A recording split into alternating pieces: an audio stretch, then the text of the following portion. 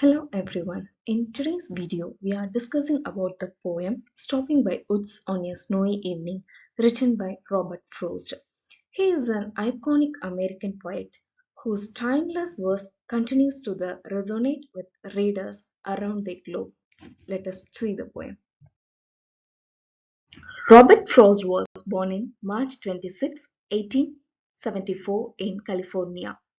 Despite of facing numerous challenges, Frost developed a passion for literature from a young age. Frost's first published poem, My Butterfly, an elegy, appeared in The Independent in 1894. However, his breakthrough came with his first poetry collection, A Boy's Will, published in 1913. His immersion in New England's landscape profoundly influenced his poetic themes. Known for simplicity and depth, his poems explore nature, choice, and human existence. Some of Frost's most celebrated works, including The Road Not Taken, Stopping by Woods on a Snowy Evening, and Bridges. Each poem reflects his keen observation of life and nature. He received four Pulitzer Prize for poetry. Even after his death, Frost's poetry remains cherished, leaving an indelible mark. Captured the essence of Frost's philosophy with a selection of his memorable quotes. These snippets offering insights into his views on life, poetry, and the human experience. Stopping by Woods on a Snowy Evening is a masterpiece that captures the beauty of nature and the contemplation of life journey. It was published in 1923 in his collection of New Hampshire. It has four short stanzas and each stanza carry out four lines. It is written in perfect iambic tetrameter rhyme scheme AA, BA, BB, CB, CC, DC, D, D, D, D. The poem reflects the tranquility and allure of a snowy landscape. It examines the universal themes of choice, beauty, and the feeling nature of time. The poem resonates with readers as they contemplate their own life's journey. We discover not only a beautiful portrayal of nature, but also a reflection on the complexities of human existence. Let us join us on this exploration of a poetic gem that continues to captivate hearts and minds. Whose woods these are, I think I know. His house is in the village though. He will not see me stopping here to watch his woods fill up with snow. Here, woods refers a small forest or an area covered with trees. One winter evening, the protagonist was passing along through a forest riding a horse. The woods were lovely in the evening, and he wanted to watch it covered with snow. He thinks that it is an act of trespassing to stop in someone's woods. Without the owner's knowledge, he knows about the owner of the woods. However, the owner's home is far away in the village, and thus he will not notice the protagonist stopping there to watch the snow fall in the forest. Second stanza. My little horse must think it queer to stop without a farmhouse near, between the woods and frozen lake, the darkest evening of the year.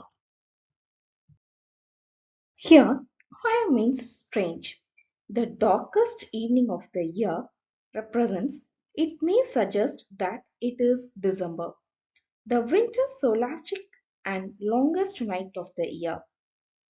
The protagonist thinks his horse must find it strange to stop there without any farmhouse or resting place near. Usually, they used to stop near a farmhouse to take some rest, but that evening it was not so. Neither was the place their destination. Indeed, they just stopped midway and were surrounded only by the forest and frozen lake. In the darkest evening of the year, he gives his harness bell a shake to ask if there is some mistake. The only other sounds the sweep of easy wind and downy flake. Here, harness bells means bells attached to the leather bells by which a horse is fastened to a cart. Here, sweep presents represents as a wind. Downy flake in the sense soft piece of snow. In the cool and tranquil atmosphere, the horse shakes the bells on its horns as if asking if there was anything wrong. Besides the ringing of these bells, the protagonist hears two other sounds. One is that of the gentle wind, and the another one is the sound of snowfall. Except these two sounds, there is no other sounds. The woods are lovely, dark and deep, but I have promised to keep and miles to go before I sleep, and miles to go before I sleep. The protagonist finds the woods very attractive, full of mystery and a lot of more to explore there. He wants to spend hours watching the woods in all its glory. However, he has obligations to fulfill elsewhere. Thus, he would like to stay and stare the captivating woods. He knows that he has to go on far miles and miles before he sleeps. Here, sleep represents as a death. In a simple way, the poem says that man is so burdened with his day to day responsibilities that he doesn't have time to enjoy and appreciate the nature. We cannot ignore our duties and responsibilities.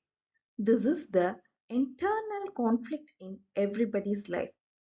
We want to enjoy many pleasant things in our life, but our duties and responsibilities force us to go ahead neglecting the pleasant distractions.